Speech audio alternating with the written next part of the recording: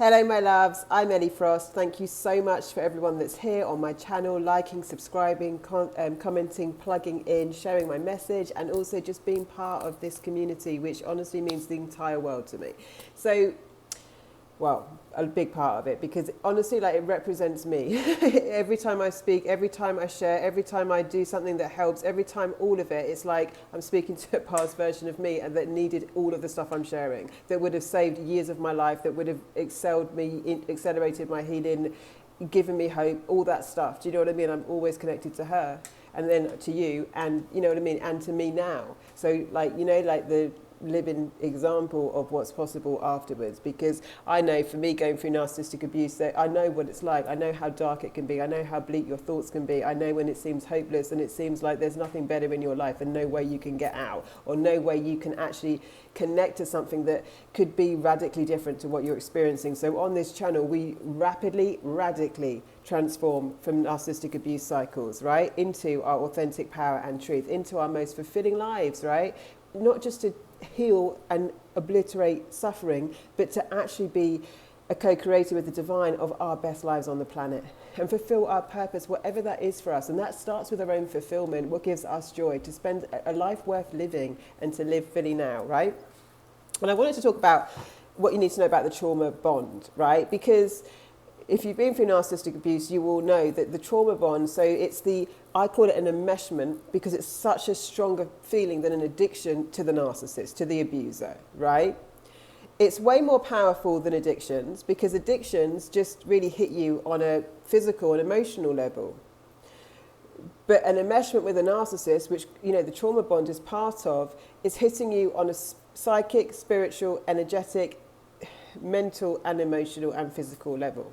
Every area of your being. That's why it's, I think, the worst abuse on the planet, and they are the worst predators, right? It's not that we can measure abuse, it's not that, it's just that what I mean is it's multidimensional. It's an attack on every level of your being, right? Which is why it's extraordinarily hard for a lot of people at the moment to recover from it. Has been historically. We haven't had the right information, we haven't understood the right tools for the root cause, which is what I talk about all the time, and there's many tools on this. PTSD is misunderstood. How to heal is misunderstood, right? We're doing too much on the level of the mind when we've got an energetic and physical problem to solve that can be solved way faster when we address it there, right? And a spiritual awakening to have in understanding what really happened to us. So the trauma bond is a very strong enmeshment, and it can be very difficult as well for people to understand outside of the abuse cycle, because they won't understand why people go back into these cycles. And even after years separated, yeah, because you're not ever fully separated from the narcissist, psychically, if you're not, it can still haunt you and you'll still be enmeshed and they'll still be siphoning your energy. So the reason they trauma bond you so hard is because that's how they siphon your energy. It gives them an access point, a portal to tap into your life force energy, even if you're apart, right? And they do it through trauma, because when we're traumatized, right, although it is through negative emotion, it's got very strong energetic charge. That pain's got very strong energetic charge. And I really, honestly, in my life did not want to have to learn about evil, because I wanted a beautiful life. I've always have, right? But I was a target for narcissists most of my life, and up until now, until I learned how to slay the demons. Not physically, but you know what I mean, energetically, so they can't touch us. And I had to understand what it really was. I can't think like it. I doubt you can. I teach you all the time, the way to win is not to play, and you can't out evil. So when you try and play their game, it's a losing game, because you will never think. So don't ruminate about what they'll do next. Don't live in fear. Come into your power. You can never be as evil as them, and they'll go further than you could possibly imagine. More malicious, more vile, more disgraceful. So the reason it's such a good tool for the evil in the narcissist, right, self-detached entity operating with an entity of consciousness called narcissism that's demonic, this is really horrible to hear, but if they trauma bond you, one, they can you get flashbacks. You're getting this enmeshment to them. So we want the relief from our abusers. That's Stockholm syndrome. That the person that gives you the most pain, when you're trauma bonded to someone, you also want them to be the one that takes it away. It's something that happens in our body chemically. Beyond that, the sickest, one of the, I mean, it's all sick actually, but one of the really sick things that I've understood about this, which just honestly makes me want to vomit talking about it, they think that if they hurt you bad enough, right? So the narcissist, by the way, wants your life to be defined by them. What they're doing, they want you to be obsessed. That's why you're caught in the spells of ruminating. You can't get them off your brain. Yeah, you're always obsessing. What will they do next? What will happen next? You daren't step into your power and do something else because you're worried about the consequences, always trying to walk on eggshells. And this doesn't work, by the way, and I teach you other things, but like do things to try and pacify the impact of the consequences of their rage or what they'll do next or their response, and your life becomes defined by them rather than you and your sovereign power, right? They think and they know that if they do things that are terrible to you, that will trauma bond you, not only can they siphon your energy for life, but you'll never get over them. And they want that. That gives them power. That's one of the sickest insights on this whole thing. They believe and they know that if they do some of the most devastating things they can to you, your life will always somehow be defined by them. Yeah, and I teach you about the lotus that grows in the muddiest water, the swamps in Asia, and it's recognized and it's honored in Buddhism and other religions because it rises from the top of that swamp, growing in all the crap, and it is the most iridescent, pure, beautiful, light flower. It's such a religiously honored flower, and I'm telling you, you're the same as the lotus. They cannot, when you understand your sovereignty, when you do the energetic work, I'll just listen to my videos, plug into the consciousness, you will realize that you are untarnished. I know that horrible things may have happened to you. They happened to me too, physically, emotionally, sexually, on every level of my being. But still, there's no mud on me and there's no mud on you. And I grew in the crappiest water with these disgusting, vile creatures attacking me, violating me, and yet I am absolutely healed, completely untarnished, right? I'm a human. I'm going to be on a healing journey for the rest of my life on some level, a growth journey, an evolution journey, but I'm not tarnished and I'm not feeling the pain and I don't feel flashbacks, and my life is not defined by them, it's defined by me and what I want to create, right? So I want you to know that's possible for you, and part of their strategy, which is so sick, right? You can't imagine evil. Unfortunately, I had to learn about it, study it, to be able to teach this and heal from it and share it, the information. I would rather not know about it, but that's not going to solve this problem, because when we're under attack, we need to know what's really going on. They want to do things that are so horrific that you never get over them, and that makes them get off on it. They think that makes them powerful. They want to be the most significant thing in your life, and I'm telling you, you make yourself sovereign, you get in your authentic power, and the most significant thing in your life is going to be you, not them. You think about that whole charade with them, all you think about is them, all your energy goes to them, your whole life is defined by them, right? And when the more awful things they do, the more it carries on like that. And the trauma bond keeps your nervous system in dysregulation, because trauma, the thing with the trauma bond is it relies on you keep being shocked. That's what dysregulates your body, right, and gives us PTSD. It's the combustion. We can't, so we think we're on playing ground, the next shock comes, and that shock literally keeps you in reaction, which stops you thinking, stops you connecting to your intuition and regulating, which means you're in reaction to them. You cannot think straight. You're overwhelmed. Your body starts degenerating. The body is not designed to be in these trauma situations constantly, this constant PTSD. So it actually then starts leading to physical degeneration in the body. Many people have chronic fatigue, fibromyalgia, many immune deficiencies, body breaking down. This is all caused by the trauma. Yeah, dis-ease in the body. So it's very common, unfortunately, for your whole body just, mine did. I almost died twice. At one point, my friend said I looked like I'd been hit by a poltergeist, because I had there had black marks all over my body. I was becoming highly anemic. My body was not processing. It wasn't functioning. My liver couldn't process what was going on. I couldn't process, which is, your liver is your emotion organ. I couldn't process. And the anger, I wasn't able, for me personally, connecting to anger was the hardest thing. So the emotion that I had to really connect to, it's not that you have to force yourself, by the way, and fake this, but I had unprocessed anger, and that's again stored in the liver. So our organs are related to our emotions, right, and our healing, but I had to connect to my anger to release it, because that was the hardest one for me. I didn't feel angry. I felt very sad, but I couldn't feel angry. So I taught the people in my group that there's one song that, again, if you're not, it depends on where you are on the spectrum, but I had to listen to certain music to help me really connect to that anger, right? And that can be really helpful. I use music a lot in my courses because it does change our state and it helps us get the emotions out, right?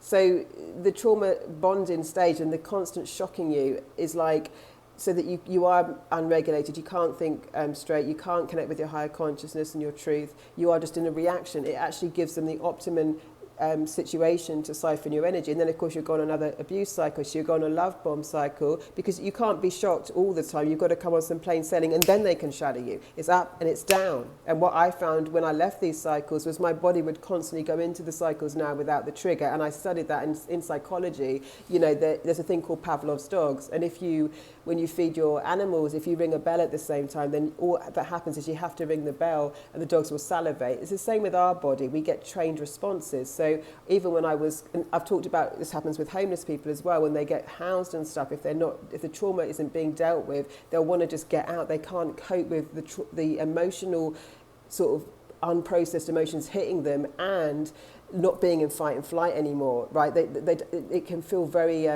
there's lots of things that come up when we get to safety, right? Because we have to process what's been unprocessed. So that's what I teach you with the exercises here and dealing with the PTSD. And two, our body has a trained response. And when we aren't in it, it can be even more stressful sometimes to regulate. So I noticed it was about 3 month cycles, because that's what I'd got used to in the last relationship I was in, where I'd be on playing ground, things were working, and then I'd either sabotage my life or I'd get in a lot of anxiety and panic that something was going to go terribly wrong. Yeah, it was very hard for me to be okay with good things happening without immediately expecting something very bad to happen. Because in the narcissistic cycle, that's always what happened. You know, like everything is a trick. Everything, if there was anything that seemed nice, you know, then there'd be a bad thing happening. And you're just being eroded, your identity, who you are, your wants and needs. I remember, like, even in my last romantic relationship, things like, you know, even the nice things that he did to breadcrumb me, like, they were not anything to do with me. You know, not even my favourite on anything, flowers, or always if he did anything, look at the smoke, I've got incense burning, don't worry, everyone is fine in this house. No, we've got some incense burning, but I'm just noticing, like you might think, what is happening here? But you know, nothing was to do with me. And even that's a shock, because it's like, everything's confusing, you're in so much conflict, and that causes trauma. You know, like when you feel like, oh, so many conflicting emotions with the narcissist, like, okay, so he did buy me some flowers, by the way, just because he did something wrong and he thought I was going to leave, yeah? And then, but they're not even the ones I like. Or it's always that, you know, it's always or on Christmas and birthdays, like I remember like the Christmas, I'd gone and got the most thoughtful gifts, I wasn't earning very much, I was rebuilding my life, but I was very generous, and I really thought about things, and he got like some, I don't know, loose chocolates that his work gave him, and some things I'd already taken back that he'd given me before, like a couple of tops or something. And it was just, and he made out this big thing like, oh, you know, I can't wait to give you your presents. And it was just so, it was on purpose to shock me. And then I'd feel guilty because he's given me something, right? Have I got the right to actually say, you know, that's shitty? They know they're behaving shitty. They know what they're doing. I can remember I was trying to, I mean, you know, how much effort we go to make these things work is so ridiculous in hindsight. But I was trying to put in this, because he was behaving badly, obviously, it was getting worse, because obviously I was getting more abundant. I just invested in a bigger place for us both. But he was also, you know, he was just being worse and worse as I was getting better and better, because he was coming in for the final when he did, like, really knock me down and really devastate me in some of the things that happened afterwards. But I remember suggesting, you know, let's have a date night, because I could tell, you know, that's what you do with a healthy person, to try and like keep the connection alive. And you know, so we agree a time, and he comes back, and then of course he's just pottering around the house, makes me sit there for 2 hours. I'm all dressed up, the restaurant's closed by then. I didn't react that night. I just had enough. I was just like, let's just go and get a burger. I'm fine with a burger. I wouldn't want to fight. It was pointless, but it's just sad. You know, I couldn't feel angry. So I got itchy nose. I couldn't feel angry. And I needed to connect. And I know that wasn't healthy, but you can't be inauthentic. So I needed to connect with just my anger in general, right? To help me process. But it's all these conflicting things, right? Because I want to have a nice night. So that's not exactly the people pleaser, that's just like, where do I put my energy here? And ultimately, this is unhealthy, this is a pile of shit, this is the worst relationship on the planet, and the only reason I think this is good is because I'm chemically addicted. Even the sex, it was a game to him, you know what I mean, and crap in the end. Let's be frank, that sounds, I feel really mean. Goodness me, that was a throat chakra opening. The sex sucked at the end as well. It was okay, it was good at the beginning, but that was all an act, you know what I mean? And even that was a leverage, even that was a hook. and to make me feel bad, like I was doing something wrong or something like that, when actually I was a beautiful, generous lover and I deserved a much better relationship. But my chemical body was trauma bonded to him, and the more of this shit he did, what happens is the more you think you want them. But by this point I was healed, too healed to fall into that. So he knew he was going to lose me, and then I got the worst, most malicious attack that I wasn't expecting, because he didn't show that's his real self until he knew that he'd lost complete control over me, right?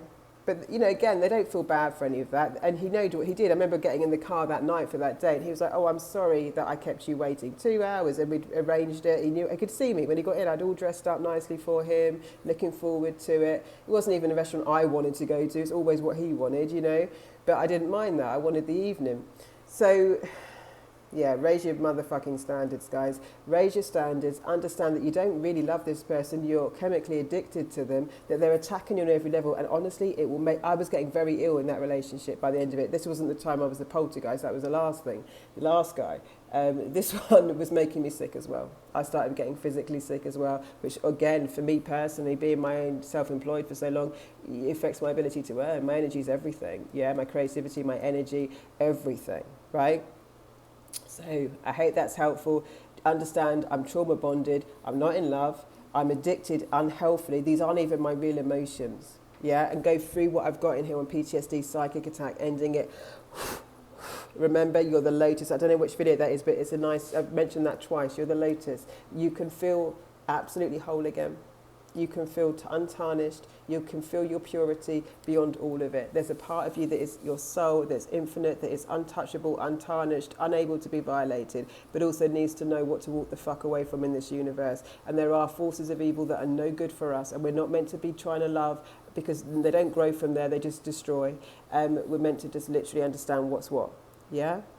Choose the light, be the lotus, and understand that you don't feel that they play on something, a chemical response. I call it like, you might as well be psychically roofied. Roofie is sorry about this, I'm not trying to trauma anyone. It's what people use on, I don't want to traumatize people, but, you know, to drug people on dates, right, and do things that they're not consenting to. You're being psychically roofied by a narcissist. I see it like that. I think it's criminal, or, you know, should be. I don't agree with it. It's a non-consensual situation based on a physical reaction that is not your authentic truth. Yeah? But beyond that, you are capable of so much healthy relationships. It's natural, it's innate to you to love. You don't have to learn how to love. You've just been in environments where it wasn't safe to. As soon as you get out of them and break and come into yourself, you won't be able to help being your true person. That's what I love about this channel, the people that comment. You know, our nature is to be grateful and to be contributing, even through the worst of things. So imagine when you're around people that, you know, you really are supposed to be around. Like, what a beautiful life you can create. All right, my loves, lots of love. I'll speak to you soon.